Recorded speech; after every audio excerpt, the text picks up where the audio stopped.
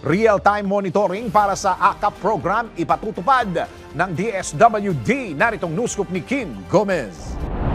Inihahanda na ng Department of Social Welfare and Development ang mekanismo nito para sa real-time monitoring ng ayuda para sa Kapos ang Kita o AKAP program at mga benepisyaryo nito. Ito ay para matiyak ang transparency sa pamamahagi ng ayuda sa harap ng pagsisimula ng campaign period para sa local position sa susunod na linggo. Mahigpit ding ipatutupad ang pagbabawal sa mga politiko at kanilang political material sa payout para sa mga benepisyaryo ng programa bilang pagtalima sa joint guidelines ng National Economic and Development Authority at Department of Labor and Employment. Sa ilalim ng kasunduan, nakatuon ang AKAP guidelines sa pagtiyak na tanging mga qualified beneficiaries lamang ang mabibigyan ng social assistance at hindi mapupolitika ang programa, lalo na sa off-site implementation nito o kung gagawin ang payout activity sa labas ng tanggapan ng DSWD. At yan ang News Scoop,